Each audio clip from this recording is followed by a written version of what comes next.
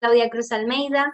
I am a master's student of the Peace and Conflict Studies program at the Otto von Guericke Universität in Magdeburg.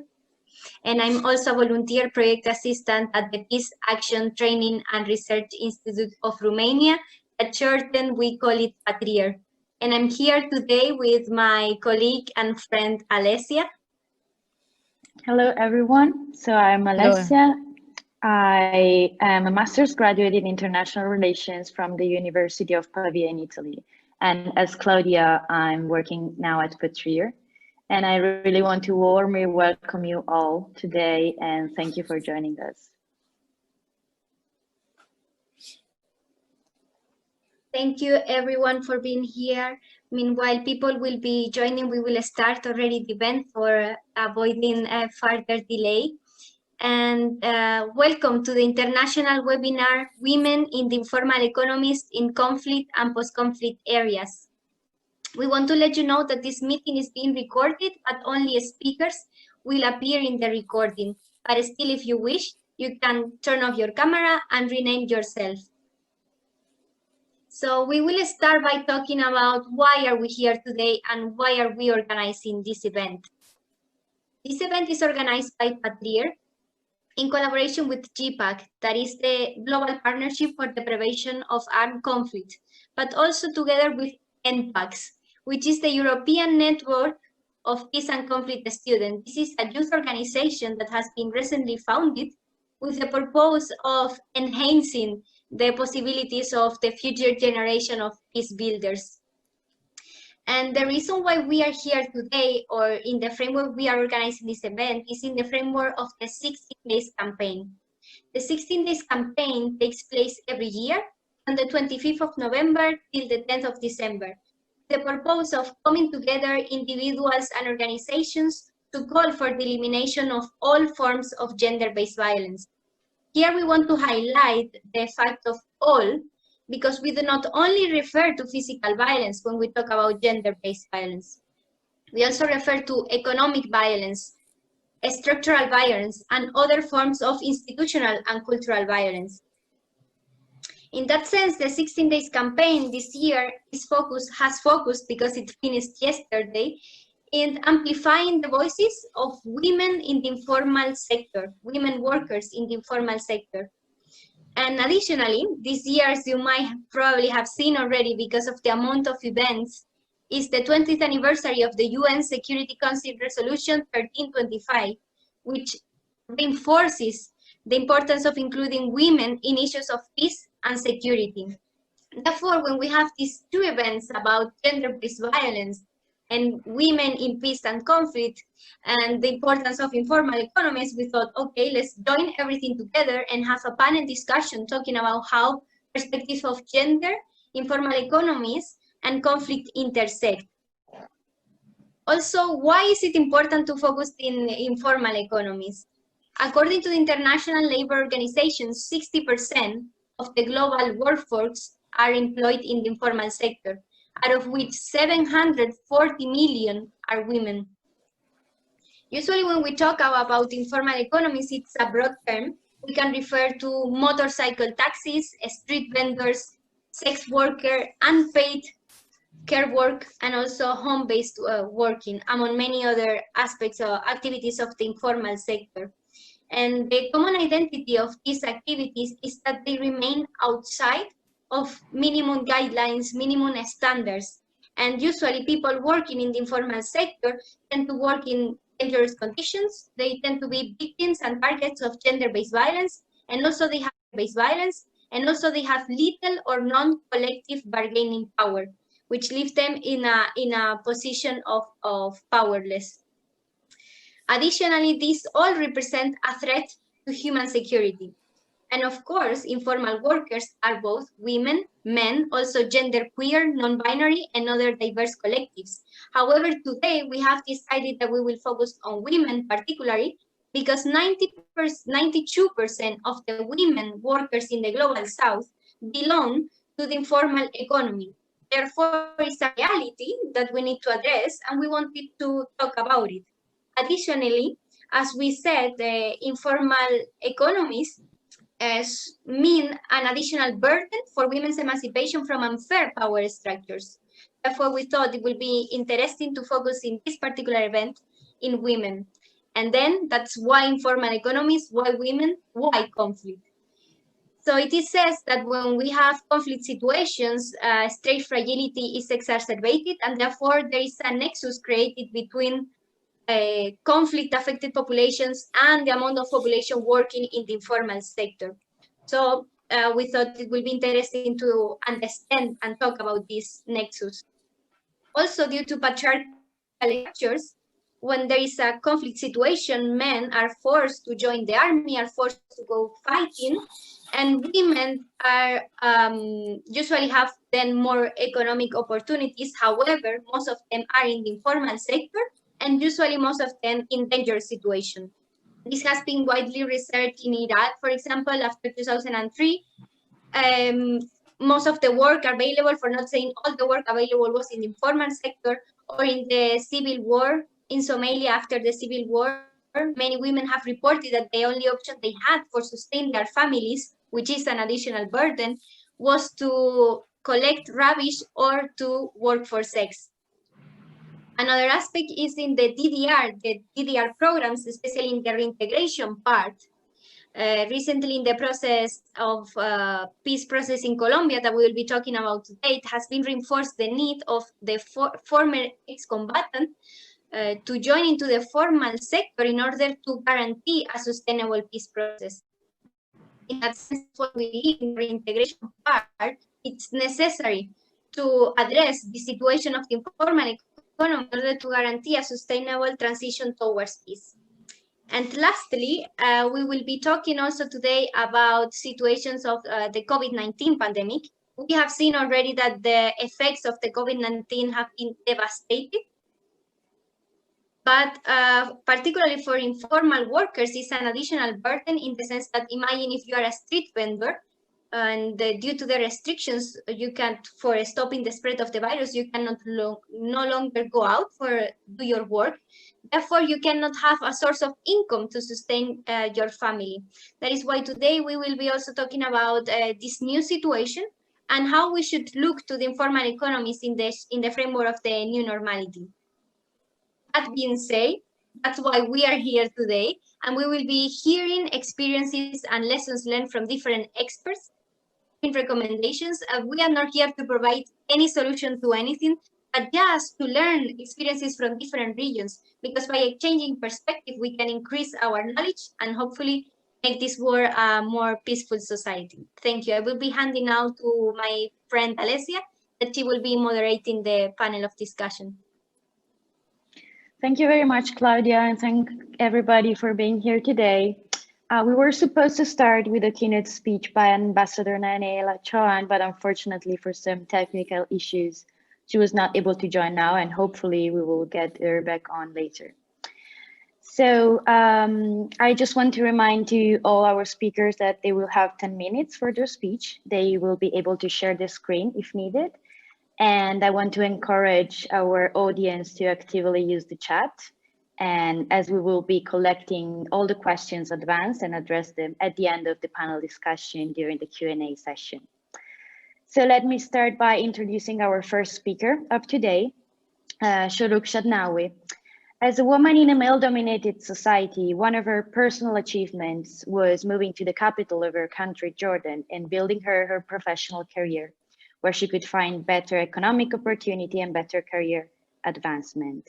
She succeeded in inspiring her local community to respect women's choices, ambitions, and needs. Her experience and many other similar stories had led to change the traditional norms that limit women's access to economic resources. At the professional level, Shourouk is a specialist in the Women, Peace and Security agenda and the implementation of UNSCR 1325. She's a consultant, trainer, and national gender advisor for Jordan. She speaks Arabic, English, and French, which allows her to work at the global level, such as the participation as a fellow at the Women Leaders Peace and Security in the United States. She is also certified gender auditor by the International Labour Organization, certified election observer by the Arab Women's Parliament, and a member of the Arab Women's Parliament. Shuruk is also the founder and director of Shura for Building National Consensus, a women-led, Jordan-based, newly established NGO. And today, Shuruk will focus on the Jordan National Action Plan on Women, Peace and Security, and how it addresses the needs of women in context of conflict and emergency, and also its adaptation to address the situation of women in the context also of the COVID-19 pandemic. So Shuruk, the floor is yours for 10 minutes. Thank you. Thank you so much, Elisa. Yes, Elisa, thank you so much for the introduction. It's really, I'm really impressed about your introduction, and it's led me again, or takes me again to my memories when I was in the 20s, in the first of my ages, in 20s, when I had to move to the capital. Since, you know, in the developing countries, we still have obstacles in transportation, for example, and, you know, in the developing countries, the transportation and the capital still is the central of the country, you know, where you can find better career, better economic opportunities. Until now, since we have lack of transportation policies and many other policies in my country, the youth, the young people and the youth still have obstacles in moving from governorate to governorate. And it's very difficult for them, for example, to attend any workshop or any activity in the capital, since the transportation, it's not that ambitious, you know. The lack of policies, as you know, it really affects negatively the men, the young men. So if you come to women, what about young women? They are already in our developing country and in a male-dominated society, they have already such limits on their movements. And this kind of policies comes also to make it a double burden on women. So in our culture, it has some obstacles in movement, choosing where she could live or what she could do, and the legislations also and the policies also as a double burden on women's. That's why you can find the women's participation in economic work, in economic force and in economic in the workplace in Jordan still limited, and sometimes it has many problems or many obstacles and hindrances that make her effectively engage in the workplace. For the JONAP and the Jordanian National Action Plan, first of all, I need to tell that, as you know, Jordan now, Elisa, it's located in the middle of Middle East. Yani, Jordan, it's surrounded with countries like Syria, like Iraq, like Lebanon, like other countries, Arab countries, who that suffer now from the influx of refugees, suffering from wars, suffering from conflict. And, you know, Jordan now is still stable, thanks to God, is still stable in the middle of all this chaos, all this political chaos. So Jordan, like affording the refugees, not from now, even if you come back to the Palestinian crisis, also the occupation, the Palestinians, immigrants, then the Iraqis, and then the Yemeni, and then the Libyan, and now the Syrians. All these immigrants, Jordan have afford their resident here in Jordan. We in Jordan, we needed a Jordanian National Action Plan on Women, Peace and Security, since many of immigrants and all, you can tell that 50% and 55, maybe 60% of immigrants are the women and their children. And if you make them together, they make the majority of immigrants. So we needed so much a JONAP, or a Jordan National Action Plan on Women, Peace and Security. For Women, Peace and Security, and for our JONAP, we have 4 strategic goals. The first one was focusing on engaging women in security sectors and in peace operations. The second was engaging women in the efforts of prevention, the violent extremism. And the third pillar was focusing on providing the immigrant women and the Syrian refugees with services and with, you know, psycho services and, you know, this medical support and all these supports that the immigrants needed to be recovered, you know, and also to engage those Syrian women also in providing such services, you know, not only giving them the services, but also engaging those women in providing services and to work in Jordan within the context of this National Action Plan. This National Action Plan, and specifically the third strategic goal, gave the women the right and the encouragement to engage in providing support and in working in the humanitarian works. And the final strategic goal, we're focusing on the role of civil society organization and young women and men in enhancing peace in their societies, and especially on through the social media outlets. So far, and after the COVID-19, before COVID-19, we drafted, Alicia, we drafted the National Action Plan before the COVID-19. So to be honest, any kind of viruses or this kind of viruses disasters were not taken in consideration when we drafted the National Action Plan. And I think also not only the Jordanian one, but also the international action plans, they didn't take into consideration that the emerging issues like the COVID-19 or any other emerging issues into consideration. But the good one that UN Women and other institutions who are now implementing the National Action Plan, they adapt the third strategic goal, which is about the Syrian refugees and protecting them, recovery, and the pillar of recovery and protection. Okay, they adapted its activities according to the COVID-19 circumstances. For example, now UN Women have delivered the donation or like financial support to civil society organizations who are working on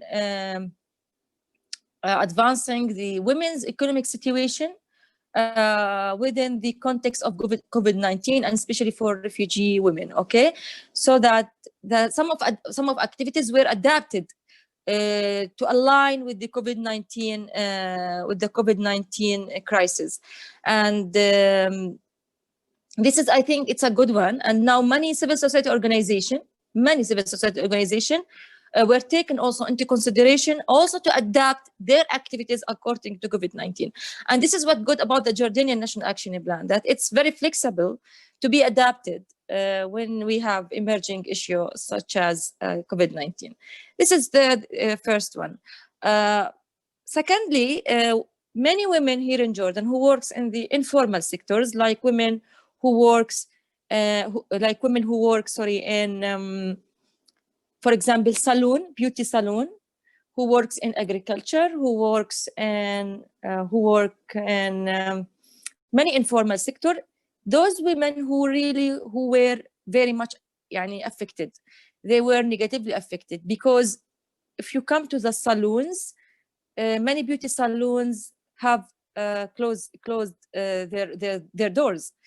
So many women, either they lost their jobs or they forced to leave the job, you know. And what also miserable, sorry for that word, but what is miserable also, that those women, many of them, they don't have social security number, or they don't have a security, financial security number, if you know that, if you know what I mean, Alicia. They are not registered in the social security, in the financial social security department, you know. So those women who lose their jobs, and they also the social security, they can also like, I don't know if you can help me in this word in English, they can also give them money back, you know, because they don't have a number in the social security department. So it's a little bit frustrating. And I think also we need to work on such policies that ensure women's economic rights within the informal sector, and especially women who work in the agricultural sector. Also, if you come to the NGOs, also women who work in the civil society organization, for example, women like me, and especially the new established NGOs, we don't have this kind of social security or financial security, since we also, many women and young women today, they working on the entrepreneurship, and they works in civil society organization. And in Jordan, many civil society organizations are led by women. So you can imagine that many civil society organizations, for the reasons of the COVID-19 and the lockdown, the work the work have suspended, and the many activities were also suspended. That's why also those women who working in civil society organization were also negatively affected, and especially women who also work in the consultations, you know, since the lockdown was affected not only Jordan, but also globally. The Jordan National Action Plan plays as alternative role for the legislations that should save women's economic rights, because our Jordanian legislations, to be honest, need to be amended, and especially the legislation that related to economic situation for women. And since the legislation today it doesn't ensure women's economic right in conflicts, okay, and in emerging issues, the JONAP and the Jordan National Action Plan comes to play as alternative role. Yani it works as alternative role, since we have lack of legislation that ensure this kind of economic rights for women. This is my introduction for my speech, and if anyone has any question, I can answer that directly. Thank you, Alicia. Thank you very much, Shuruk, for your extremely interesting insights. And of course, if anyone in the audience has any question, we will be collecting them and address them at the end of our presentation. Yes. So now we will go on with our second speaker for today, Susanna Vesga. Welcome. Susanna is an economist finishing a master's degree in economics, and she is currently working at Christian Aid in Colombia, mainly managing a project that seeks to find political solutions for the transformation of war economies into peace economies, with experience in working with communities and in the development of both qualitative and quantitative methodologies. And Susanna today will be presenting us a particular experience from the field, in which she has been part of a project that studies the role of women and youth in the coca-based paced economy in Colombia. Susanna, the floor is yours. Thank you, Alessia, and thank you all to be here and for the invitation. I'm very glad to be here with you all. So I'm gonna share my screen. Wait me for a second, please. Can you see it? Yes, we see it well, thanks. Okay, perfect.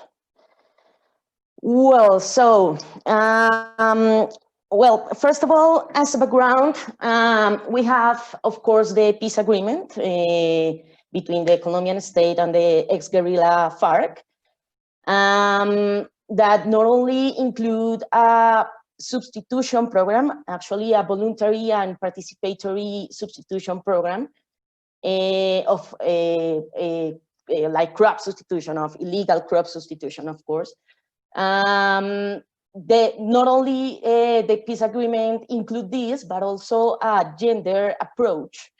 So it was really important to us to go further in this kind of aspects, because Christian aid, in this scenario of like the transformation of the country and the effervescence of this kind of agreement that is a huge thing in our history, Christian aid tried to it started a project that it was called Maria Caicedo, and we wanted to answer in a first phase of research the question of how can Christian aid facilitate the access of peace and reserve zones with presence or risk of presence of illegal economies.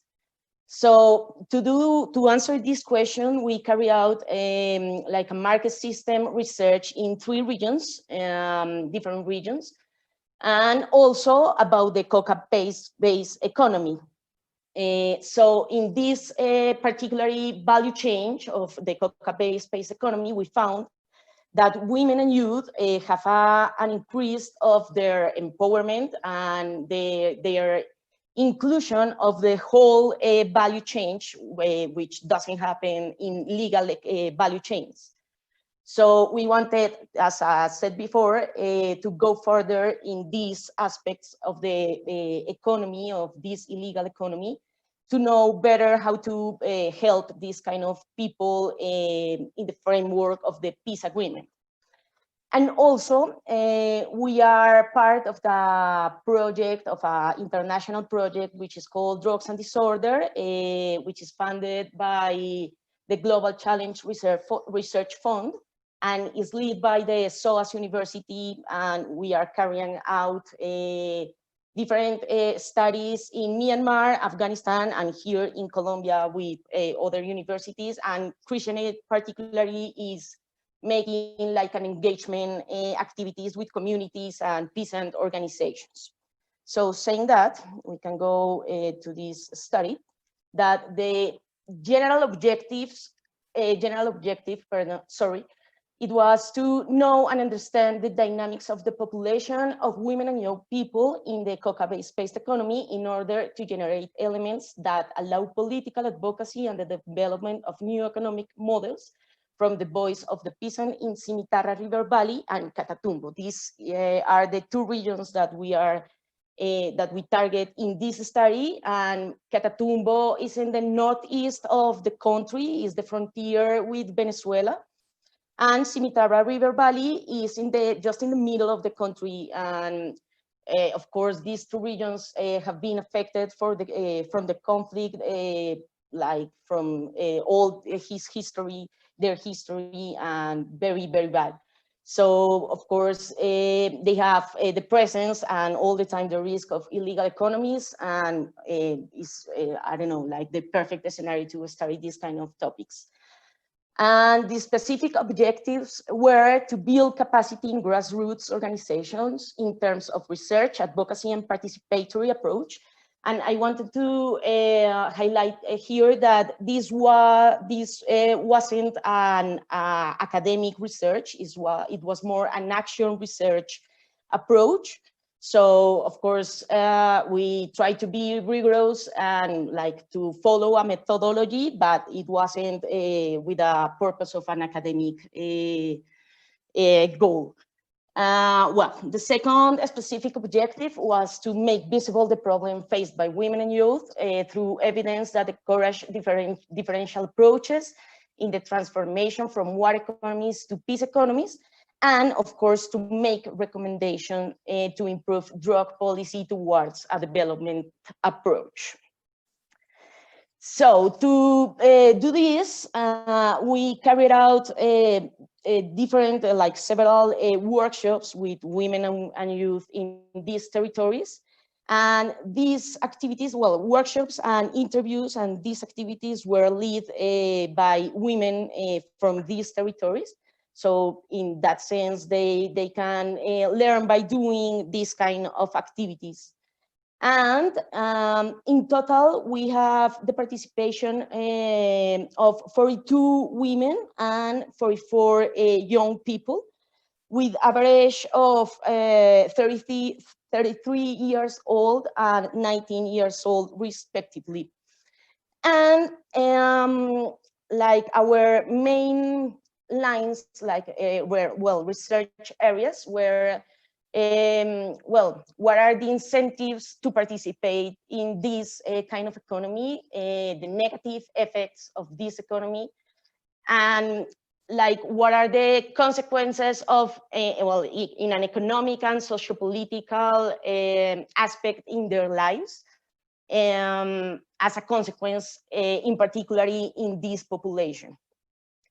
So, well, I have this list of negative effects that I'm not going to focus on this, because I think you all know about this, or you can imagine this, such as the generation of violence or environmental damage because of fumigation, like aerial aspersion with glyphosate, deforestation, among others.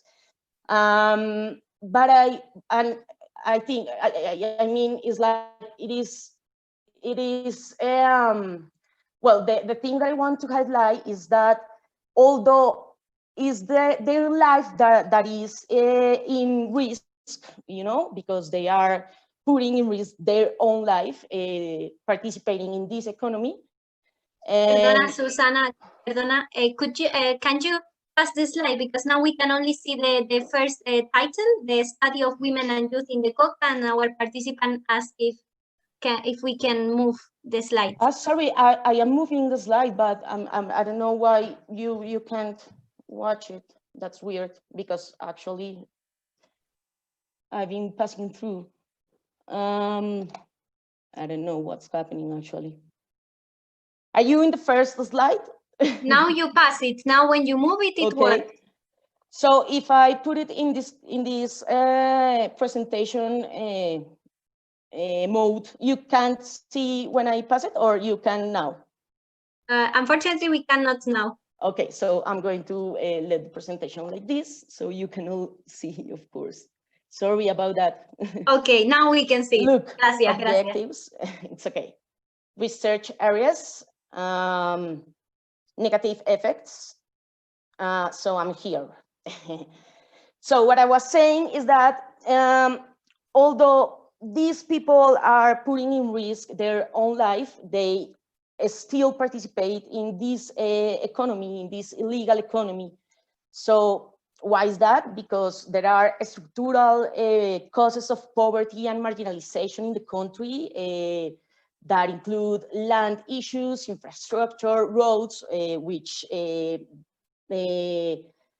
make, of course, the cost of transportation very high of legal products, because, for example, the coca-based paste is very easy to transport because it's small, and I don't know, the drug trafficker go to the farm of the peasant and stuff like that.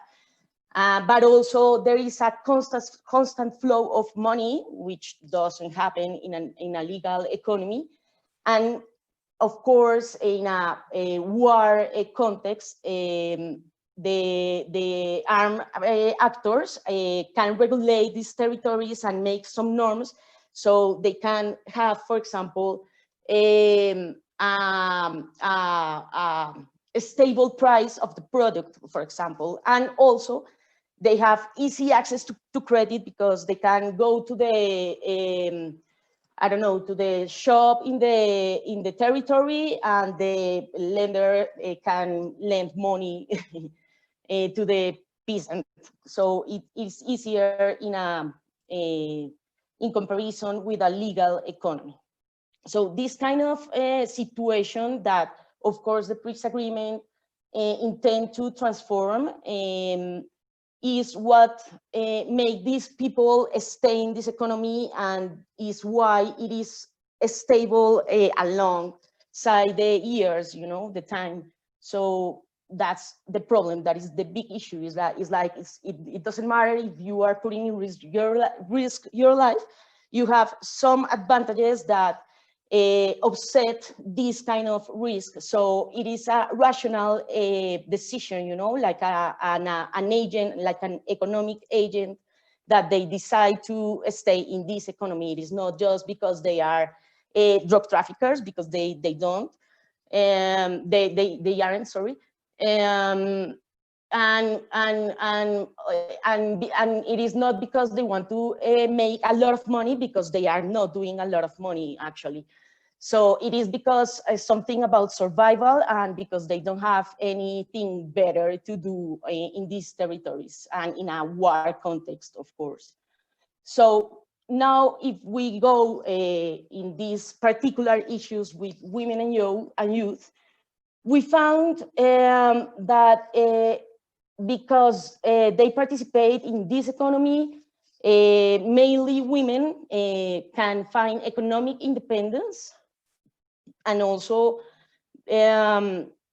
because of this, they feel more empowered, and they participate more in political activities and stuff like that, and they participate in the whole value chain, which doesn't happen in a legal economy. I mean, for example, if they grow coffee, men do everything in the production of coffee, but in the production of cocoa-based paste, women do from the I don't know, like work the land to process like into cocoa-based paste, the coca leaf, you know. So we found that there is no gender difference in this kind of value chain. They also are owners of the crops, and of course, as I've been saying, this economy has displaced legal economies, which they found, well, in a lot of aspects, of course, a negative thing for their children and their future, and so on. Well, I think this is like the most important thing that we found, because these are things that you can't imagine in this kind of war of context and this kind of difficult, well, territories and stuff like that. So we can learn about this, no matter if it is a illegal economy, but we can learn this kind of dynamics that lead to this kind of I don't know, situations that you can find in a legal economy. And for the youth people, well, you can see that they start working from an early age. They also find economic independence. And of course, not only in coca-based economy or drugs economy, there is also illegal mining and palm cultivation and everything like that. And they can win, like their income will be like greater in comparison with legal activity in coffee or cocoa sector. And of course, it's like as negative effects, we can see like they have a lot of, well, they drop out the school very early. They have children when they are, I forgot how to say this in English. Well, when they are young, and of course they need this money, so it is difficult to show them that they can go to a legal sector and have benefits from them, because they find an easy way, of course, to win this income in this kind of economy. In a socio-political aspect, well, as I said at the beginning of the presentation, there is social control within the communities of regulation of cocalero activity and norms. So they have like strengthened their organizational capacities and activities and stuff like that.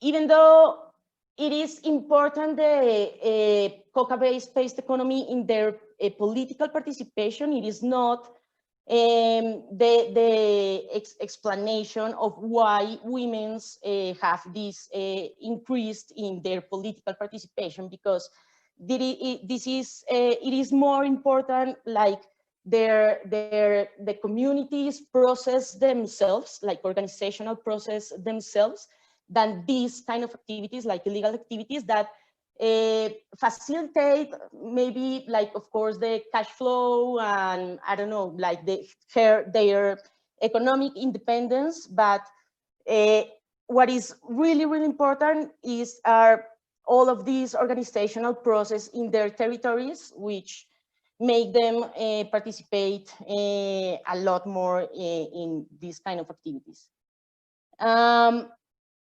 Of course, what we can see among all of these is that the peasant culture is transformed because of this illegal economy. And I don't know, for example, there is a lot of alcoholism and drug consumption and stuff like that in young people. So of course they are really afraid of these kind of changes.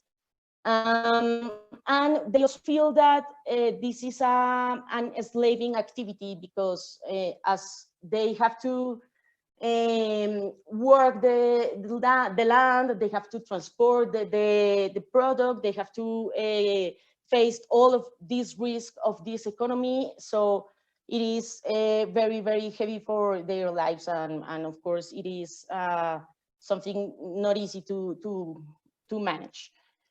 The youth, what they highlight in the workshops, it is that there is a lot of prostitution implicit in the work with the coca leaf. And for example, this is important with all of the migration from Venezuela. All of these people are participating in this phenomenon. And well, they are all aware. It's like not all the youth and women, they are all aware of this, all of the stigmatization that they have to face because of their participation on this economy. So of course, this is something that they have to carry out all of their lives, and to be pointed out by everyone else that they are criminals and they are drug traffickers and stuff like that. Of course, they are aware also of the lack of guarantees of rights that they suffer, and this is like poor quality education, difficulty in continuing their studies, limited access to health, and among others. Thank you, Susana. If you can wrap up, and then thank you, dear ambassador, for being here. We will give you the floor at the end as a keynote speaker when we finish the panel discussion. If you can finish now, Susana, thank you. Yeah, sure. I'm sorry that I took too long. Well, just to sum up or to conclude, it is to say that this study led us to make visible this kind of voices that have been historically invisible. And it is important to know that they can participate in all the value chain, and they have all of these advantages in a differential way. But although all of these advantages that they can have in this economy, they are still facing all of the negative effects. So what they really want is to transform the economy and to well, transform into a peace economy without drugs economy. So to do this, we have this kind of recommendation that you can see in the presentation. But I wanted to highlight that right now, in practical terms, Christian Aid is working with a peasant organization of Catatumbo, and we are going to carry out a women and youth strategy to empower them so they can lead a local advocacy tour like to defend the peace agreement implementation on their own, and of course to have all of these benefits that we wanted to see with the implementation of the peace agreement. Thank you very much. Thank you very much, Susana. It was extremely interesting to hear your experiences from this field study. And it's now my pleasure to give the floor to Ola Caraca. Ola has been working in large development programs for more than 13 years, of which 6 in local governance and community empowerment and 7 in poverty reduction through livelihoods improvements, economic empowerment and markets developing in crisis and conflict countries. Capitalizing on an intensive and hands-on experience in poverty reduction and livelihoods improvement in Palestine, Jordan, and Iraq, she has formulated and managed several programs during the past few years. Ola has also worked as a local governance expert with the Japan International Cooperation Agency, as well as with UNDP, such as UNDP Iraq, where she led the livelihoods component in the funding facility for stabilization for 3 years, aiming to help stabilizing returnees in their deliberated areas through injection money in their pockets, as well as in trying to deviate them from drifting to terrorism. And currently, Ola is leading the Women's Economic Empowerment pillar with UN Afghanistan. Thank you for being with us, Ola. You have the floor. Thank you, Alicia. Hello, everyone, and thanks to PATRIR for giving me the opportunity to be among those brilliant speakers. And thanks for all who are joining us, whether at their mornings or evening. My speech is titled as Challenging Fates, Women in Business in War-Torn Countries, Examples from Afghanistan, Iraq, and Palestine. As a Palestinian woman who has lived for many years under prolonged conflict and occupation, I grew up seeing my mom trying to support our family, often by processing homemade food and produce, selling it to our friends and neighbors. And not only my mom did that, but also all of our women neighbors and mothers of friends. They were all trying to sell some of what they grew in their gardens to make an income informally. In a place like Palestine, which has long suffered from different sieges and from border closures, a place which also lacks resources, women have been aspiring to help their families, living in dignity with the little they have. I had the chance and the privilege to work for and work with women in those countries, in Palestine, Iraq, and currently in Afghanistan, on women's economic empowerment. So I would like to share with you some of my experiences and a few lessons learned that can support, in a way, policy and the programs on women's economic empowerment in conflict-affected societies. Yet before that, I would like to share some of the photos quickly for women, those whom I worked with before in those 3 countries. I will share my screen. And where's my screen now? Too many screens. Here, okay. So those are, as I mentioned, for women in Iraq and in Mosul and just a minute. Sorry, because I don't know how to do this. If I use the presentation, it does not move. No, it doesn't move. It moves, Ola. Okay, good. So those are for women in Mosul trying to remove rubble and help in rebuild Mosul. This is here in Afghanistan, and this is as well in Afghanistan for women whom we're helping in developing their business ideas and business plans. This is in taking a training in one area in north of Palestine. This is in Gaza. This is in East Jerusalem, and this is also in East Jerusalem. This is in Mosul. And this is some of the women that we worked with in one of the events. Here, this is in Mosul as well. This is in Istanbul. This is in north of Afghanistan. This is as well, and this is in Kabul. So. I mean, now I will, I'll continue my speech. I can stop sharing.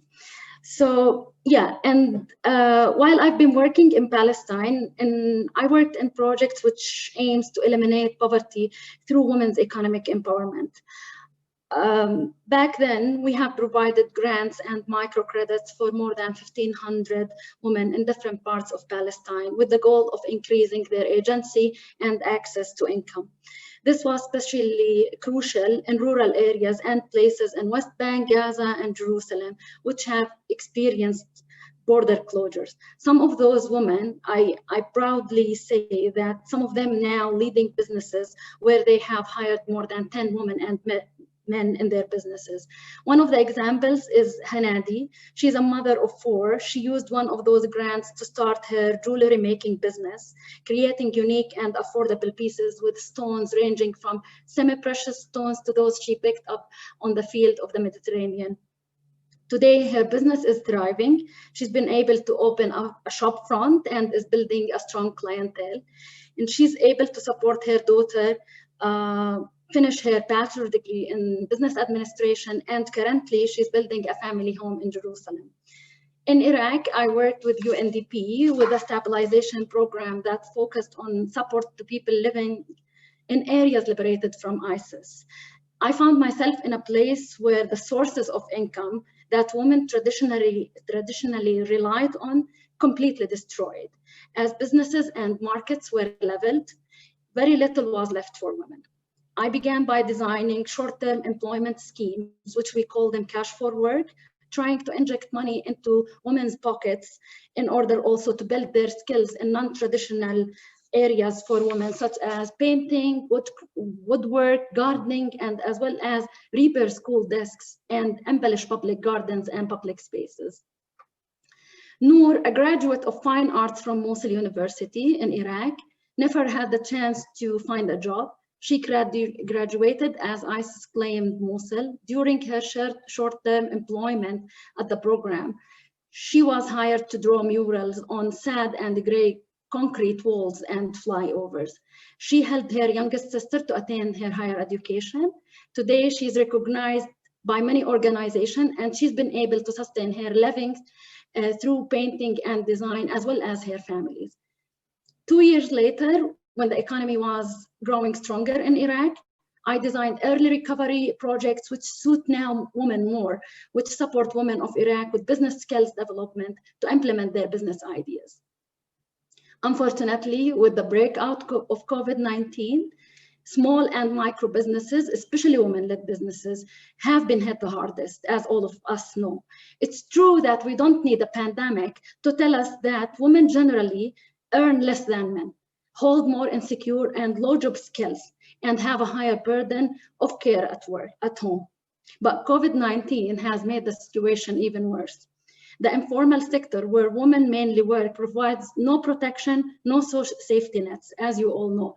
Hospitality, retail, and food businesses were all shut down. And the burden of care is even higher than it ever was. During such unprecedented time, I moved to Afghanistan to lead the Women's Economic Empowerment Program by UN Women. I learned that women in Afghanistan largely work in career labor, often for more than 12 hours a day, without getting paid or without having even any room to engage in income generating and livelihood activities. One of our main activities for this year in UN Women Afghanistan is supporting a young woman entrepreneurs program. We call it Powering Change. That provides up to 50 young women entrepreneurs from entire Afghanistan with a 1-year package of capacity building, incubation, mentorship, and seed grants. The goal is to transform women's business ideas into micro and small enterprises, which will in turn increase the woman's agency and access to local markets.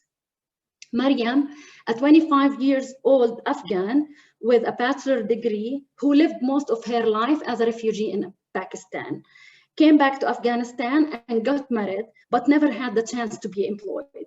She learned from her mother how to produce soccer balls or football balls, as the British says, but had never the chance to be employed as well.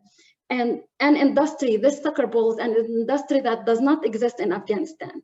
She lacked the skill how to kick off her business, and which we provided her along with seed grant. Today, Mariam has started receiving small orders from ministries and from schools. Capitalizing on what I've what I've learned and what I've seen in those 3 countries, 3 things are clear. First, women living in conflict countries are not in any way less capable. On the contrary, living in such hardship settings makes them more motivated and enthusiastic to step up and rise. Second, women in conflict countries are the seeds for peace and can serve as economic agents if given the tools required for that to rise from poverty. The key words is agency and knowledge. Last but not least, when we develop economic empowerment programs for women, we need to create processes to listen to their needs and integrate those into design and implementation. As I always say, nothing for women without them. Thank you so much.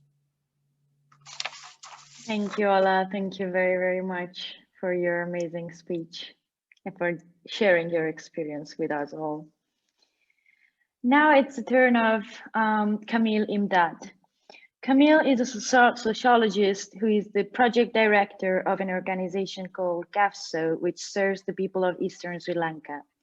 With 15 years of experience, he's working in various projects in the region concerning village development, helping entrepreneurs and business development, peace building process, as well as prevention of gender-based violence and community policing and health and education.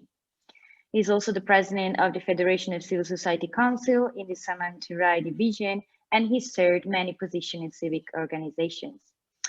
And from his experience, Camille will share with us today the positive role models and good experiences from the informal economies in Eastern Sri Lanka. So welcome, Camille, and thank you for being with us. The floor is yours. Thank you, Alessia, for the introduction. Hi to everyone. Good evening from Sri Lanka. It's 8:30 p.m. in Sri Lanka. First of all, I thank Almighty and the organizers for organizing this wonderful conference on a most important topic to be discussed and to be shared the experience. I'm glad to see such a wonderful panelist with us. So sharing the experience is wonderful to hear. So when I received the first invitation from your side, I shared with my friends and the colleagues. So they have wished me for 2 things. One, for participating in this international conference, as well as the only male participant with all these wonderful ladies. So thank you for inviting me on this conference.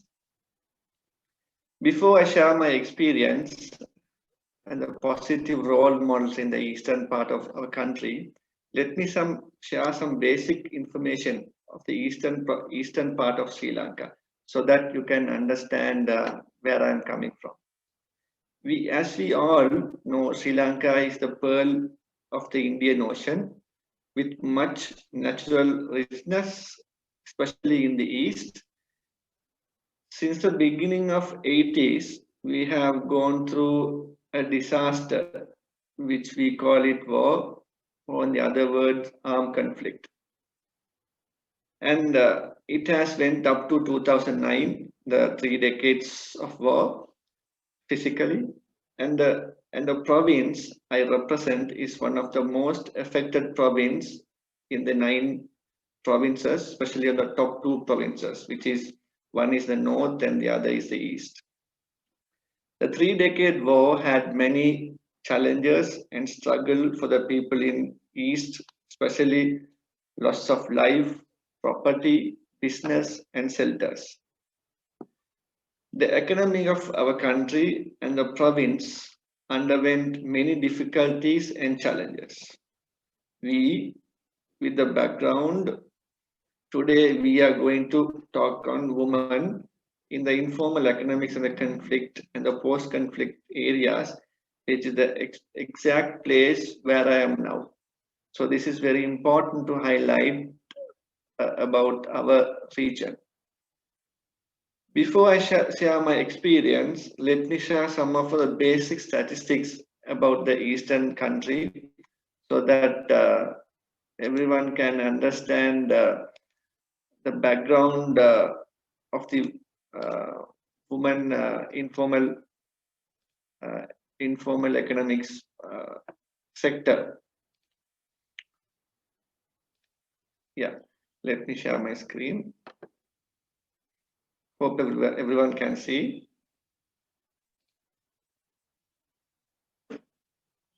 Yes, we see it. Yeah. So in the eastern part, we have 1.8 million, with all three communities are living, Muslims, Tamils, and the Sinhalese, whereas the Sri Lankan population is 22 million. And if you take the dependency rate in the eastern province is 56%, with combining children and the women. So it's a very high number.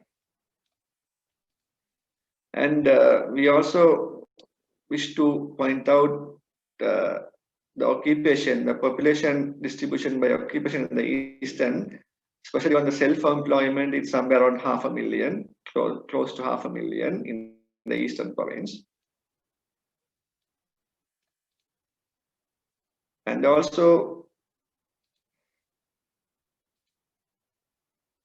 if you take the woman-headed families in the eastern province where I'm living is 81,000 of woman-headed families are here. If you take men and head families are around 463,000.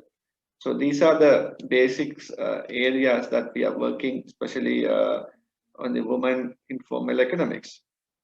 And coming back to the economic activity population, if you see eastern province is 25% of labor force are female.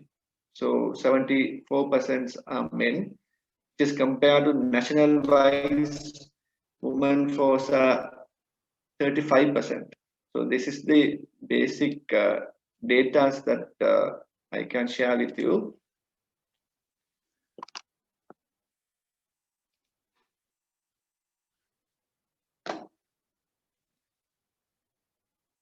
Yes. So these are the basic information on the eastern part of informal economics. With all these back data, I wish to highlight the areas where women in informal economics. The main reason for women in informal economics is in Sri Lanka is due to war, internal displacement, tsunami, and lack of education, which create many challenges to run the family, especially for the female-headed family, especially women in the eastern part of Sri Lanka, because they have undergone various challenges, especially after the conflict in Sri Lanka. We have worked with so many individuals who run in the informal business in our part to bring them a standard business by formalizing. So we are continuously working with informal economics, woman-headed, especially woman-headed families to bring them a standard level. I also wish to note that in Sri Lanka, context the role model which I'm going to share is no more in informal business. Because once they establish themselves, they must register and follow the regulation of the government. They started as informal economics, but when they come to a standard, so if they come to a market in Sri Lanka, they have to register with the government and in the government regulated. So then only they can come to a business standard. So even though I'm sharing the experience from the informal economics, but at the same time, most of them are who, when they standardize themselves, now they are in the formal business. So the areas I'm working and the highlighting areas will be the both subject. In our part, the informal business start in two types. One is partnership by forming societies and start doing business. So there are women who get together themselves and start forming societies and do business. And the other part is, of course, the individual business that they continues to carry out. For example, if you take the society-wise, mostly they're doing handloom sector, garment, especially we are living in the coastal area, they do dry fish subject, and they're also into food making, especially on the snacks and the food making items. And also women are in food manufacturing, footwear also. When it comes to individual business, most of the business are food items and the agriculture, where we have a good enough amount of land in our part to do agriculture, especially paddy field and something like mushroom. It has a very good market in our part. So these are the areas informal business are taking place. The last 1 decade, we are developing this sector step by step to bring women in mainstream business. So it's not only that we'll keep them in informal, because once they started developing, we also encourage them to come into a formal business, so that they will get more demands and the validity from the government part. So this is very important to develop the sector. So very recently, for the last two years, that we have developed a system to encourage, especially women also, to participate in training programs, so that they can understand the business sector, how they can challenge men also in the challenging sector. So that we are giving so many different training programs separately for women and separately for men also. Especially as we have come from the background of conflict area, we do give training on conflict management in the business also, especially in the society also, because in our part, though we are living in multi-ethnic society, we are not a mixed society. We actually living in a separate wise. We actually call it, mostly we call it sandwich villages, where we never mixed. One is bread and the cheese are even though it's together, but it's actually separated one. So that is the scenario in Sri Lanka, especially in the eastern part. So we give training programs for them on the conflict. And also with the men, we also give training programs on gender in business. So this is very important when it comes to business in the society, especially for women and men to understand gender in business. And also we give a training program on business skill, so that they can learn more about business, especially in the challenging areas. So by like giving this training program, we also encourage these informal sectors to come up with new ideas to cope up with the new challenges in our part. So we encourage them to prepare a concept note, proposal on their business, how they can come to a standard level. So we do provide grant for them to develop their business. So these are the things that they're taking place to develop themselves. We also encourage women to participate in training programs, especially let them come and share their ideas, so that whoever is the role model functioning in the area will highlight what are the challenges they have come up with, and what are the ideas that they can give to the society. So these are the encouragement that we give to them to come to the society and talk about the experience, so that at the end of the day we can invite other women also to take part in this business sector. So these are the wide area that we cover.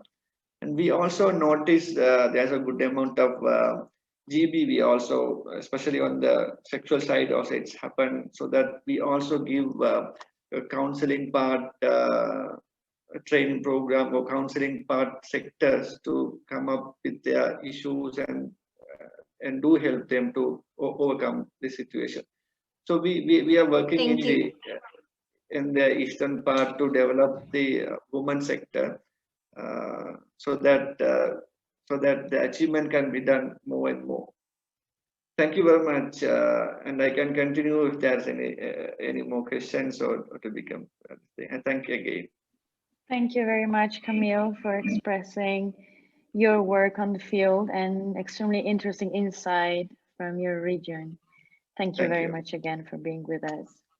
And it is now my pleasure to give the floor to Mia Schupp. Mia is a PhD candidate in International Relations and Political Science at the Graduate Institute in Geneva, and associate researcher and gender focal point at the Small Arms Survey. She is also affiliate researcher for the Latin America and Caribbean Center at the London School of Economics and Political Science. And Mia's research interests pivot around gender and violence, armed group dynamics, peace building, processes of DDR, as well as transitional justice, memory building, and identity construction. In her dissertation, Mia examines the integration processes for ex-combatants of non-state armed groups in the context of the Colombian peace construction and state building. So welcome, Mia, and we would love to hear more from you about the intersection between peace building, reintegration, and making a living in the margins for female ex-combatants, especially in times of COVID-19. You have the floor.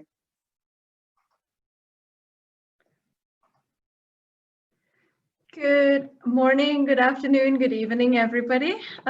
First of all, thank you very much, Claudia, Alicia, and the bigger team for the invitation and for the interesting question you're posing here.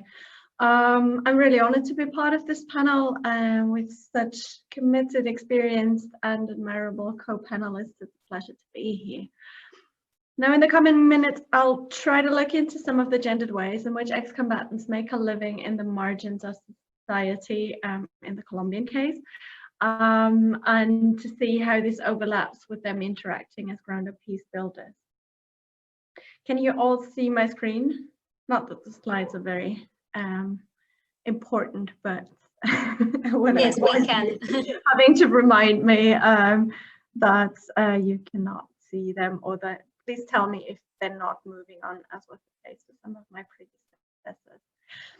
Just very briefly on the research context, I build on insights from almost a decade of research on different aspects of peace building in Colombia, drawing in particular on ethnographic data co-constructed mainly in 3 Colombian regions, with over 160 ex-combatants, 80 reintegration workers, and many others who are involved in one way or another in the lives of ex-combatants and the practices around reintegration. I work with a feminist ethnography that seeks to highlight the lived experiences of the marginalized and invisibilized in particular, so pays close attention to female ex-combatants and those from minority ethnic and age groups.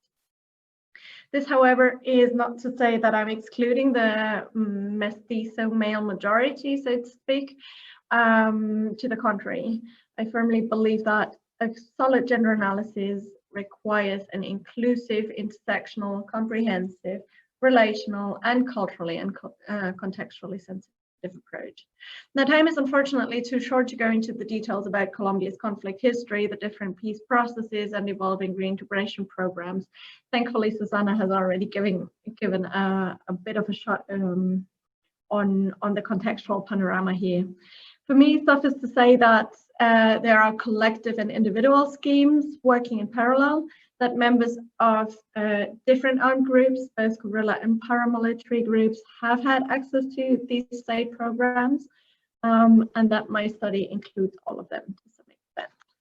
I'll be more than happy to elaborate on the details afterwards or through follow-up conversations over email as time allows. Now, at the Geneva Peace Week a month ago, And my slides don't move either. Wonderful. I worked with individual ex-combatants' reintegration trajectories to show how ex-combatants emerge as local level peace builders as they seek to build economically stable lives in relative security. They contribute in gendered ways to building peace from their homes, communities, and regions up by being exemplary parents, loving partners, decent neighbors, friendly community members, and so on. In brief, by aspiring to be what they describe themselves as good, decent, or normal citizens at the social and spatial, urban and rural margins of the state where their lives and reintegration tend to unfold. They struggle with the adversities of lives as what I've often been described as the common poor, the marginalized parts of society, living mainly in informal dimensions, including the difficult access to formal employment and income. While they also face additional layers of security risks, stigma, precarity because of being an ex-combatant. They also negotiate their everyday reintegration practices within a bureaucratic apparatus as state program beneficiaries. Now, the regional scenarios where I conducted my ethnographies highlight that reintegration experiences are framed by a geography of the margins, both urban and rural, as I just said, marked by selective state presence, complex relationships to different armed groups, poor infrastructure, and many of the other factors that Susanna has already pointed out, including an intertwinement of the informal economy with the political economy of war. The boundaries between the formal and the informal economies are often fluid in these scenarios, and activities that are informal in these spaces can well be formalized further down the production chain or be so from the outset elsewhere. Throughout the regions, reintegration workers emphasize economic reintegration and the importance of formal employment as a pivot of ex-combatants' life projects to be constructed during their reintegration process within the boundaries of what's socially desirable and acceptable. Economic reintegration and practice then is a classed, gendered project in which the boundaries of thinkable and achievable forms of productivity and the formality or informality of income are delimited by ex-combatants' education levels, institutional offers for vocational training, the socioeconomic environment, availability of childcare, living environment, transportation costs, as well as culturally ingrained gendered labor division, but also the stigma and exclusion they experience. While many ex-combatants stretch these boundaries or even transgress them by deliberately choosing not to fit, something that I refer to as queering the social order of peace in terms of their gendered labor performances, many feel compelled to or deliberately choose to remain within these. And the gendered patterns of economic reintegration among my study participants follow rather traditional labor division, as you can see. Jobs like being a housemaid, doing work in private homes for other people, cleaning, are in my sample, and I want to emphasize this is a qualitative study, it's not representative, I'm talking about my sample here. These works are rather reserved to female ex-combatants, whereas construction work, in particular in the urban spaces and being a motor taxi driver, for example, is reserved to male ex-combatants. All the other jobs and income sources are being open and accessible to people of all genders. However, people carry them out in gendered ways. So a small home-based business will be rather a beauty parlor or a clothes shop when it's a female ex-combatant leading it, whereas I've seen a preference in the areas that I've worked in among male ex-combatants to rather have internet cafes, for example. Most of these employment opportunities could be linked to the formal economy, except the illegal motor taxis and private DVD copy selling, for example. But what I want to point to is that they're not within the context within which they're practiced. Reintegration workers acknowledge that the informality of employment and income poses a serious problem to reintegration specifically. The logic goes, if productivity and legality is the condition for citizenship, and access to productivity is mainly informal, then citizenship is a priori unachievable. And the goals for reintegration of sustainability and stability of income remain buzzwords at the policy level that denote conditions of impossibility rather than real opportunities for many male and female ex-combatants' lives. This is visibly problematic for the predominantly male local street vendors of legal and illicit merchandise across Colombia, as well as for motorbike taxi drivers. Less publicly visibly, but not less problematic, are home-based businesses run by women in combination with unpaid care and housework in this regard. Life in the informal margins means thus a high exposure to the risk of loss of income in case of adverse situations. My fellow panelists have underlined this throughout. Sickness, displacement, or confinement imply a direct, immediate, and often devastating loss of vital income for their subsistence. The quarantine imposed by the Colombian government from March to August, and then partially continuing as of now in different ways, has meant an immediate loss of livelihoods for those in informal jobs and for the day workers, hence a heightened risk to fall for incentives to become recidivists by joining armed groups or criminal organizations linked to drug trafficking, and a vital risk to survival for many.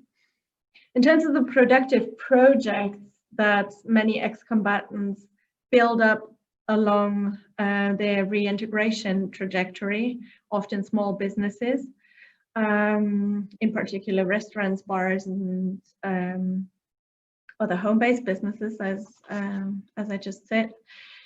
Many of them have broken down, according to the reintegration workers and some ex-combatants that have been in conversation with over the past weeks and months, which forces them back into more informal ways of, as they say, buscársela, being inventive to make a living on a daily basis. Many of the projects that should have been created this year were interrupted or abandoned, as COVID-19 made starting a business not only almost impossible in many cases, but also quite senseless in others. In terms of the informal income that has been suspended as a consequence, I think we've all seen clearly that no public life means no street stalls, means no selling of sweets on public transport, means no clients to transport on a motorbike. Confinement also means no service provision in private homes. While those among my ex-combatant sample with a permission to sell as street vendors, for example, could theoretically get exemptions and specific permits in some areas to formally sell their goods, the process of obtaining such permits has proved lengthy, bureaucratically complicated, and expensive.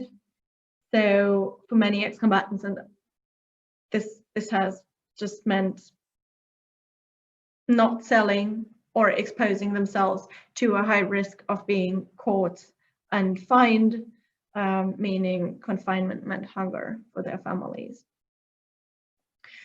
Being an ex-combatant in this informal economy during times of COVID, at the same time also can be an asset, at least for some, in terms of the available state support, because they're in a support scheme.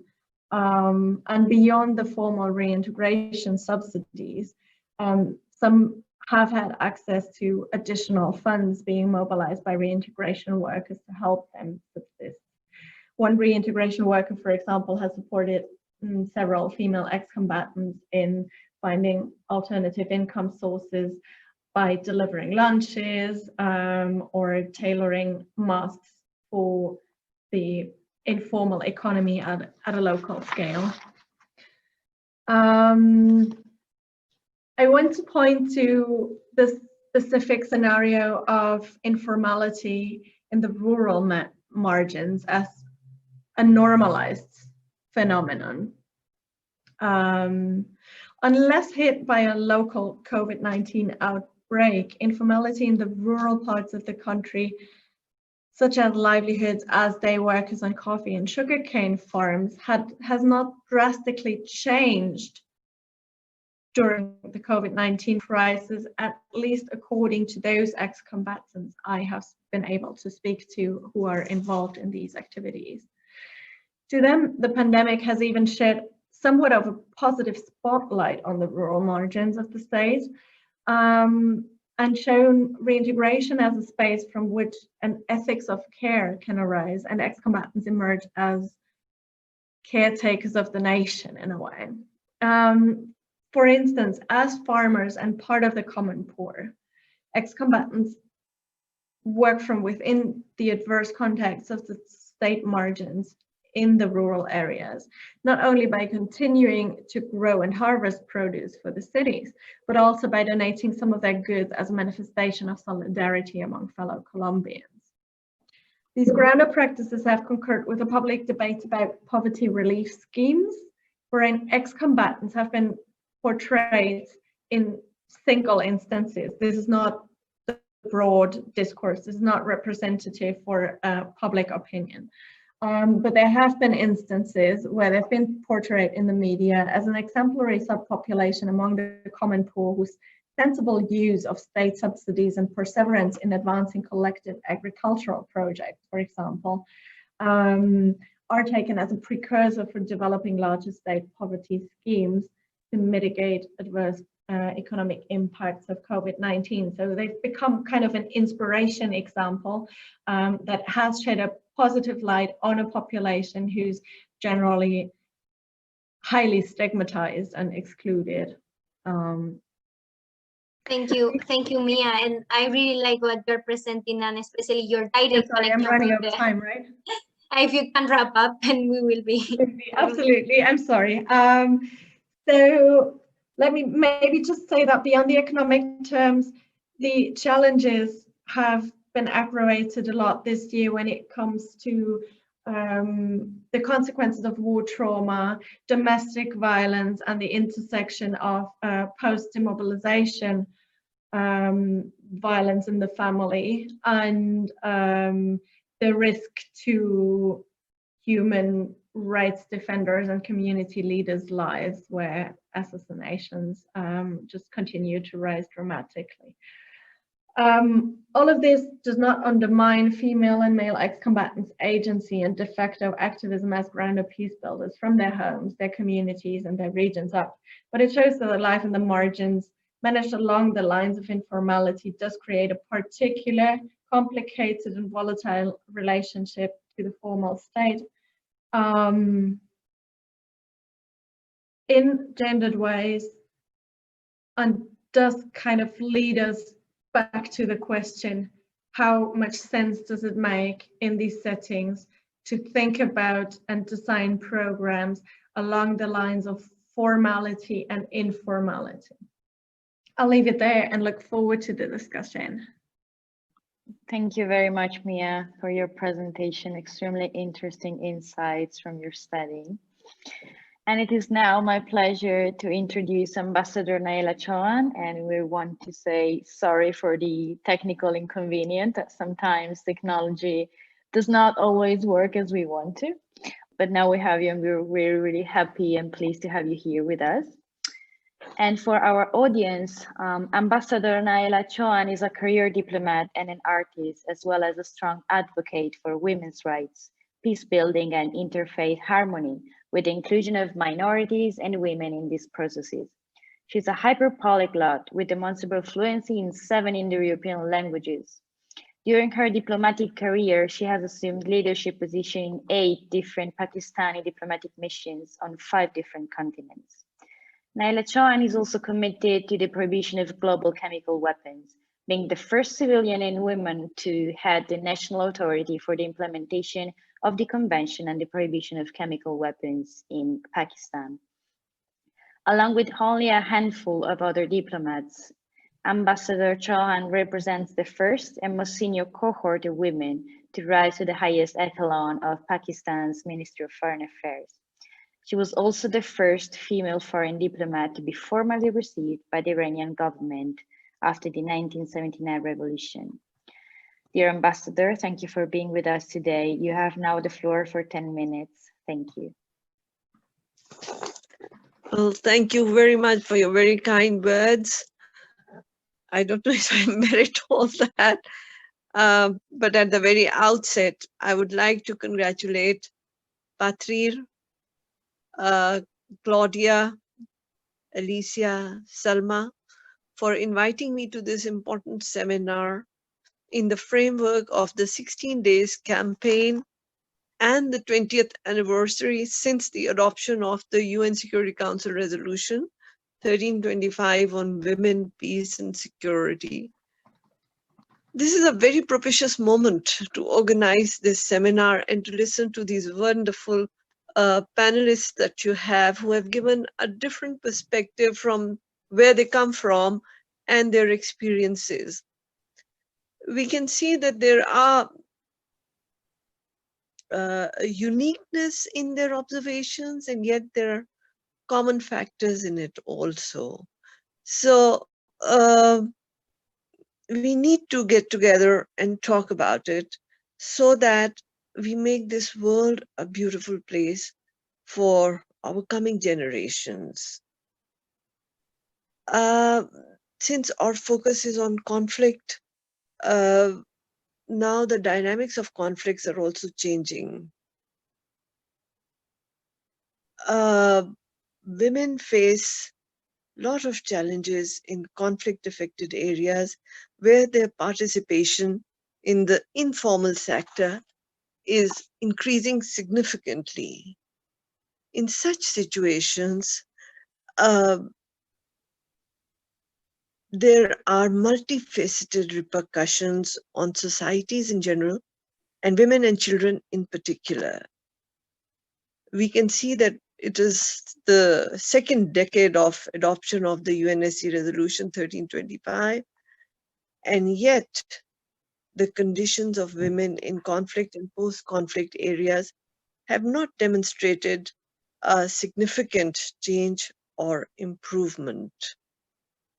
The Gender Gap Index of World Economic Forum shows that no country has succeeded in filling or closing the gender gaps. It is a daunting task. According to UN Secretary General report, there have been some achievements in the past few years, but there appears to be weak delivery on key commitments. In certain domains, there's even stagnation and regression. The world is witnessing devastating failures with respect to human rights and humanitarian laws across conflict areas. In particular, women and girls remain unable to access essential services and livelihood opportunities. This places them at increased risk, which threatens the short and long-term resilience of these communities. Studies have also shown, and the panelists, they're all experts in their areas, I'm sure they'll back me on this, that lack of access to assets and productivity resources renders women vulnerable to poverty, violence, and exploitation. Furthermore, because of lack of education, there's lack of skill. So it is difficult for them to go into formal sectors. It was interesting observation that Maya made that between the formal and the informal sectors, it is very fluid. There is no boundary that is, hard and fast. And I think most of the countries, we need to work together to make that boundary even softer, to facilitate the movement of women from informal sectors to formal. If we follow our commitments and our efforts to implement the sustainable development goals also, we need to address these issues. This, in conflict and post-conflict areas, would be also part of the prevention strategy. But unfortunately, as has been noted by various panelists preceding me, in real life situation, these issues are often ignored.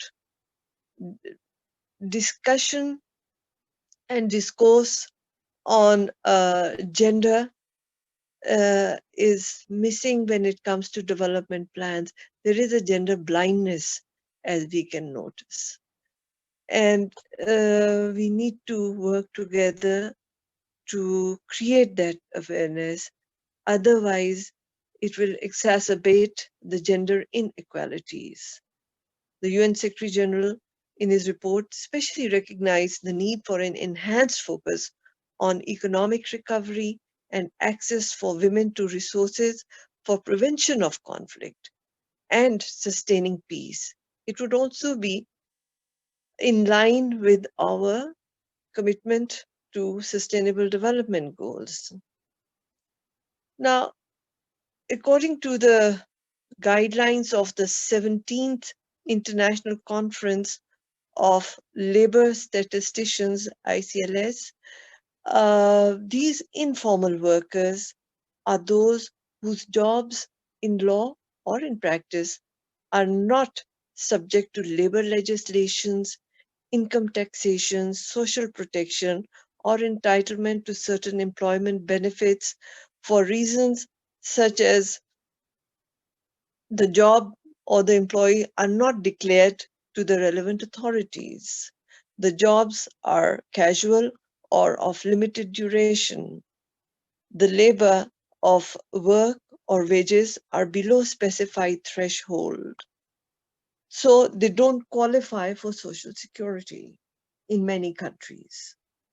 The workers are employed by unincorporated enterprises, outworkers without any employment contract on the regulations are not applied. So they are deprived and their wages go down, their lifestyles are miserable, and they are forced to work in situations which are not ideal. Unfortunately, majority of the informal workers are women. While we talk a lot about economic empowerment, it cannot be achieved without creating enabling environment. And for that we have to have a holistic approach. In conflict situation, this becomes even more daunting task since no rules or regulations are respected or followed. The gender-based violence becomes more pronounced to an extent that we have noticed that even gang rape has been used as an instrument of war. We have observed this phenomena in various conflict areas. I can name a few, for example, Rwanda, Bosnia, Kashmir, where we have a blackout even now. So nobody really knows what's going on there and how those women are surviving in that conflict situation whose men are either killed or are missing. So these are the challenges that need serious addressal. From these examples, it is noticeable that women's economic empowerment depends to a large extent not necessarily on economic factors, but lie beyond the economic realm. The impact of gender-based violence on women's economic empowerment is enormous. it affects their access to economic resources and creates a vicious cycle of feminization of poverty. In conflict and post-conflict societies, the atmosphere of uncertainty and insecurity further contributes to increase in sexual and physical violence. Consequently, women prefer to stay home and limit their access to economic resources. In this situation, even education becomes very difficult. So without education, without skill, it is a spiral down when it comes to economic empowerment. But interestingly, certain studies have also shown that in both conflict situation and post-conflict scenario, there are challenges and opportunities. I think Maya did refer to that, but in a different context where government is creating those schemes where they're bringing in these, you know, ex, uh, you know, combatants. But that is a specific case. In general, what has been noticed is that women found their own communities and they work together and they help each other. In case of Kashmir, I've spoken to a few of my friends in Indian occupied Kashmir, and they say that informal economy is prevalent, of course, and those women who are slightly more educated than the others are creating small schools in their homes to bring in those women who can no longer go to school. They're trying to do things, but they're also helping each other get out of the trauma of rape and violence, and of course, poverty that comes with lack of bread earners in the household. In conflict situation, despite the aforementioned challenges, there are opportunities, particularly in patriarchal societies, which reorient themselves in the absence of male figures in the household. When men leave to participate in wars, the women who are left behind become more active in decision-making process and get a new space, empowering them both in social and economic domains. They get a chance to change discrimination and gender norms of the past. This we have seen in World War II European society, where feminist movements started and women started coming out since they had to go into the factories and industries to keep the economy rolling. This is also been noticed in other areas in Asia and Africa where women have formed groups to work together because alone they feel disempowered. Together, they give each other that strength to work together. But in post-conflict societies, it is even more challenging because then after having had that space of decision making, if they have to go back to the old way of life, it becomes painful for all sides. And in the reconstruction process, if the original space created during conflict for women is encouraged, then those societies would progress faster. And if the mistakes of the past are not repeated, they may emerge as progressive and vibrant societies, as we have seen in Rwanda, for example, that Rwanda economy really improved a lot.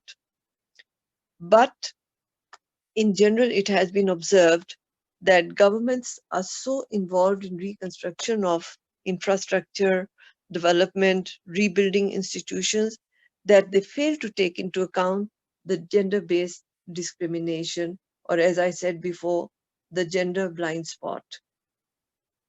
And they do not pay any particular attention to women in the decision-making process or in important policy matters at local or national levels. So there are divergent observations in different case studies. There is no one template that we can apply and say, this is the formula or this is the way it is. That is not possible. Currently, the world is confronted with unprecedented challenges of climate change, compounded by the pandemic of coronavirus. These are posing new threats to the world economy, societies, and the way of life as we knew it. But we can see that lockdowns are there, people have to work from home.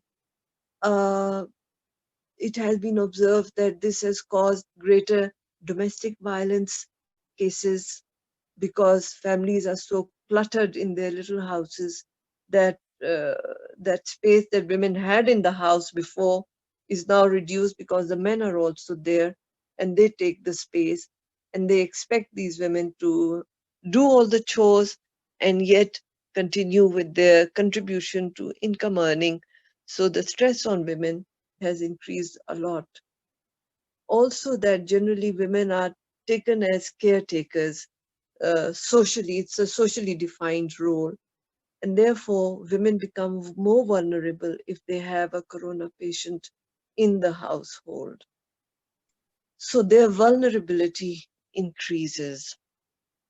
We are, hello, I'm just concluding. Now that we are in the new situation, it is imperative that we create better situation in the homes and create virtual connectivity so that isolation is not there and we can support each other from social media and virtual connectivity. Thank you so much. Thank you very much, Ambassador, for your wise words and extremely interesting speech you delivered to us. Thank you very much for being with us today, and sorry again for the technical issues with the technology. So now we will have some very short time for some Q&A. So Claudia, do we have some questions from our speaker, from our audience? Yeah, full speech of Ambassador Naela, because she was talking about that there is no template, and that is why we are delighted here, because we have experts from different regions, and I can say that from Shoruk we have learned today that we need to be flexible and to adapt to the emergencies. Then also Ola was talking about the importance of agency and being capable, and that women, we are capable of being the seeds from peace. Also, Camille talked about the importance of training, and this has been something that has been repeated many times during our speech today, and about education. And then Mia was talking about sustainability and the importance to consider aspects of bureaucracy in order to understand that citizenship, sometimes we speak about it openly, but it requires money, it requires time and a lot of legal process. And also Susanna shared with us interesting experience about that informal economy is not only about money, because many times it's associated directly with greed, and sometimes there is no alternative. And that is why I want to give the floor to the speakers with one question by Margot Jones. She's from the European Peacebuilding Liaison Office, and she has contributed a lot to this panel as well. Thank you for being here. And the question is, how can peace building and peace processes best support and backstop women's economic empowerment in the formal or in the informal sector? She says, thank you, and I would like that speakers makes a contribution to this question and their last sentence for this wonderful. We will start with Shoruk.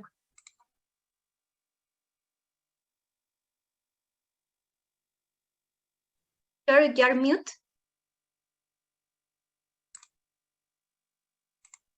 Unmute. Thanks for your question. It's really an important one. I need to tell that the economic situations for any country, and especially for women who works in the informal sector, especially since the ambassador was successfully highlighted the women's participation in the informal sector and how much women are very much engaged in the informal sector. And this is really a fact, and especially in the developing country where women depending on the informal sector to ensure better economic situations for their families.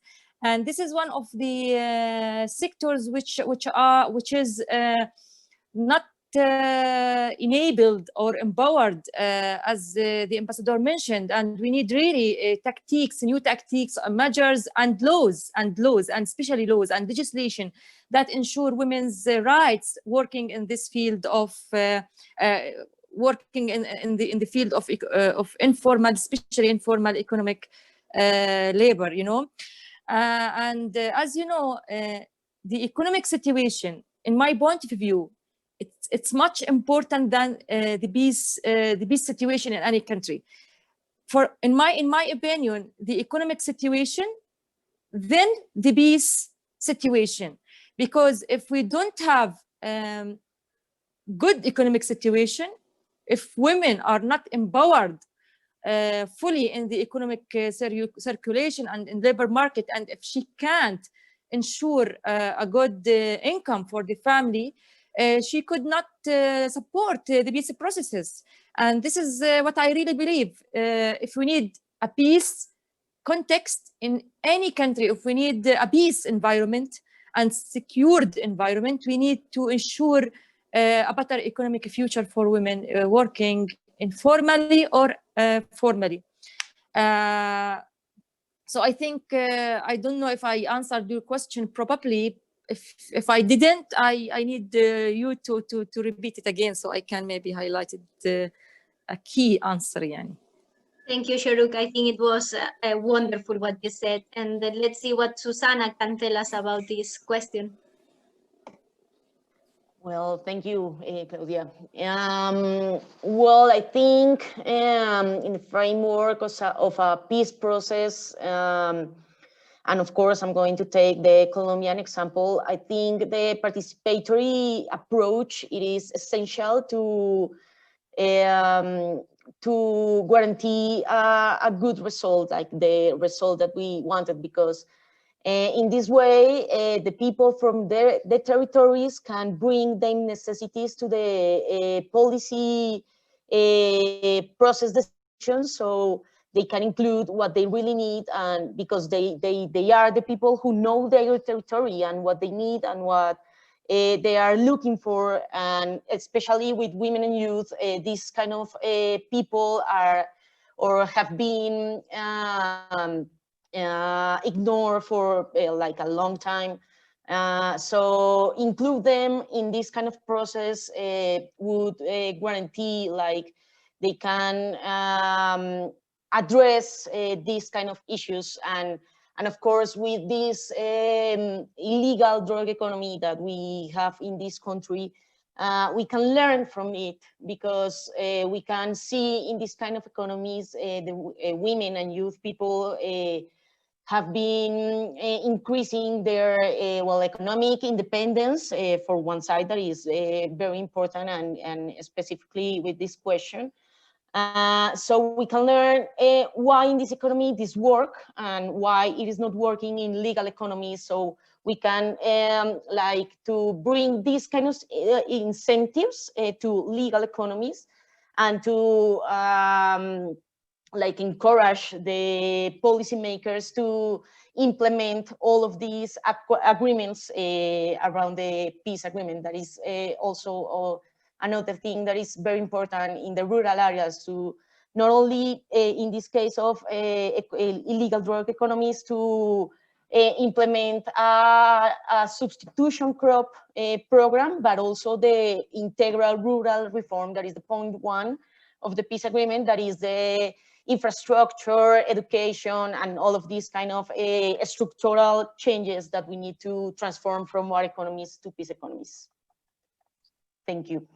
Thank you, Susanna, for your contribution and for reminding us the need for flexibility in the Colombian case. And now giving the floor to Ola.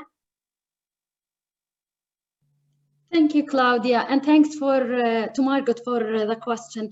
Actually, I would, if possible, I would answer in a different way. So Margot asked how can peace building or peace process support the women's economic empowerment? Actually, I would say it's the other way around. Usually, women's economic empowerment is one of the main pillars to step forward for peace. And if women are economically empowered, then this is maybe the first step in order to go for peace process. One of the examples, like, who will send their kids for armed conflict if they're economically empowered, and who will engage in negative coping mechanism if they're economically empowered. So I would say, like, maybe the key, as I mentioned before, is the knowledge and education. If those kids are educated, or kids, whether girls or women, if they're educated, they will ensure and they will be aware of the negative coping mechanism, whether similar to Susanna mentioned, it's about coca-based or puppy cultivation. It's what's happening here in Afghanistan, or even like engaged in armed conflict. If they will be educated, definitely they won't be there. And the other part of women's economic empowerment is access to finance. So when they're economically empowered, when they have their own income and they're independent of income, they would never send their kids for this.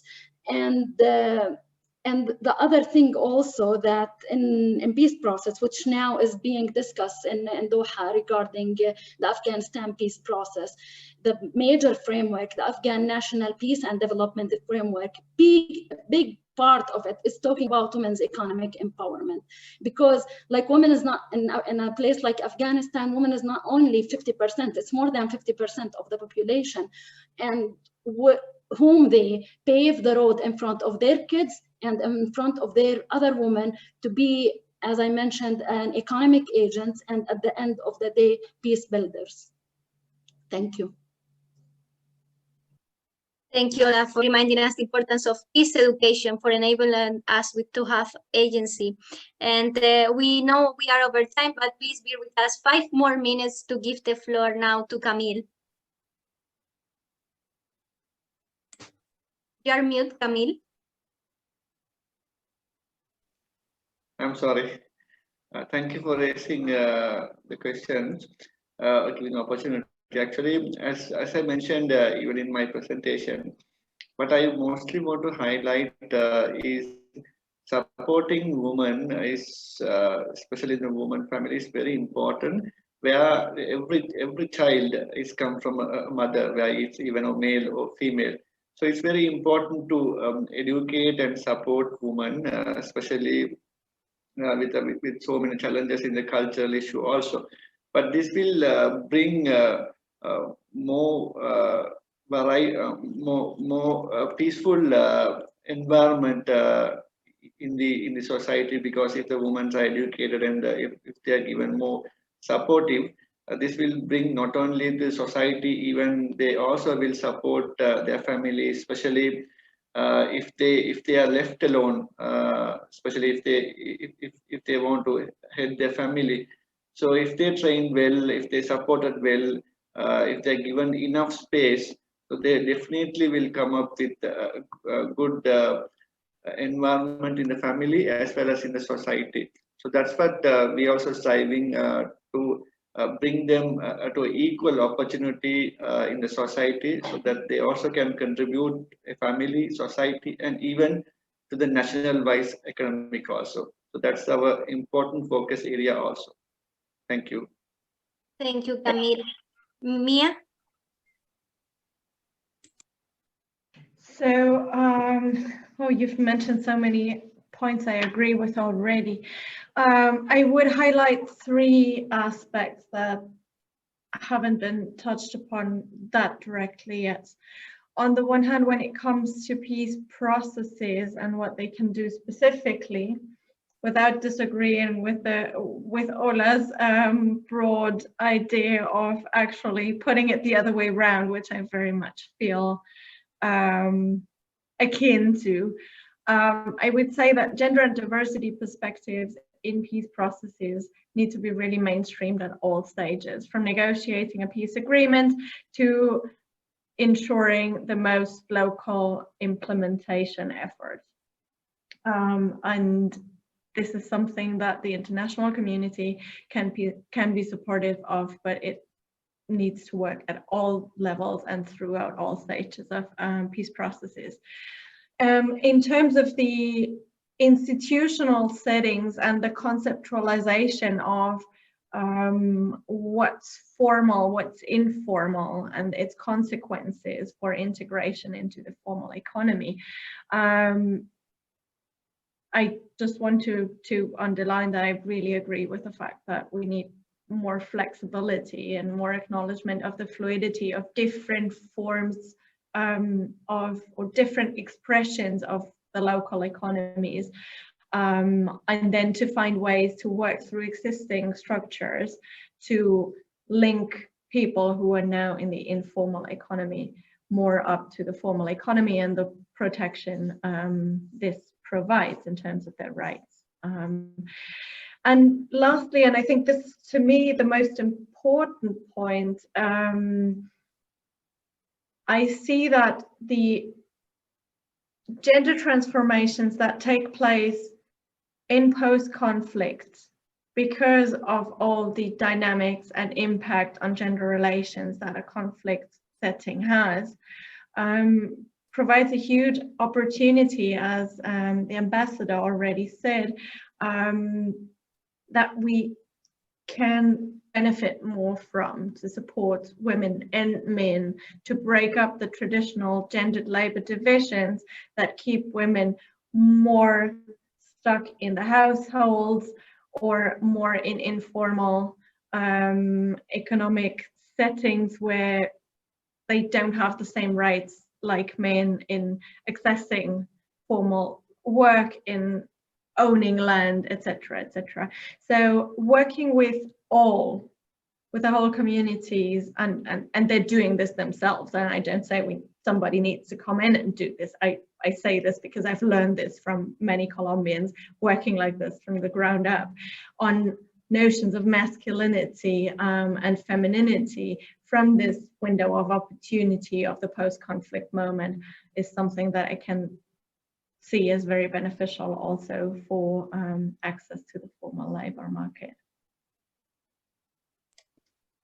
Thank you, Mia, for reminding us that we might need to reconsider our labels when we talk about gender, but also when we talk about the informal, formal economies and how we create maybe artificial divisions. And now we are giving the floor for closing the event to Ambassador Naela, please.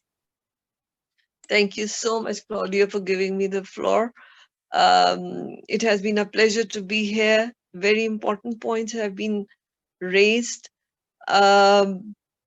There are many paradoxes, and it's not simple, because when we speak of, for example, economic empowerment, there have been case studies where if woman is earning more than man, the man becomes more violent because his masculinity is threatened. So would you say that her economic ability has empowered her or disempowered her? So we have to look at empowering environment. And the empowering environment has to be at societal level, where a woman's education and earning is not a threat to man's education and his role in the society. Men have to also understand and respect that fact, that if the woman is educated and earning more, she's not a threat to him, and therefore he doesn't have to be violent to her. Women prefer to be in informal system because to avoid that violence, so that they keep a low profile. And we, as international community, have to work together to create that environment where we can tell them, both men and women, that it's all right for women to move out, to have mobility, to have access to resources, and that it is betterment for the whole household. So that machista approach also needs to be addressed for empowering women, be it economic, and we have to include them in decision making. Normally in machista mindset, women are supposed to be mindless, stupid. So why would you have stupid people on the table of discussion and negotiation? Because women are not supposed to make any intelligent contribution. And as ambassador, I've noticed it many a times that when they see a woman, they say, oh, what is she going to say here? We men are here to do all the talking. But when I spoke, people understood that I'm not just a woman, I'm a human being who has the same or maybe better brains than others. So we have to look at it in a holistic approach. You take out women, you give them economic opportunities, but that doesn't mean she's economically empowered. Economic empowerment is much more than economic opportunity. Thank you so much. This has been an absolutely wonderful way to close our event today. I want to thank our speakers for being here today. And I want to remark what Ambassador Naila said. We need to get together and talk about it. And that's what we have been doing today. And I think we could do this for hours, or at least I feel like this. But I want to thank everyone for being here, and the speakers especially, and we will be preparing a conference report so we can gather all the information that has been said and the recommendations and best practices into a written paper, and we can get it and go back to it and learn from each other. Thank you so much for being here today.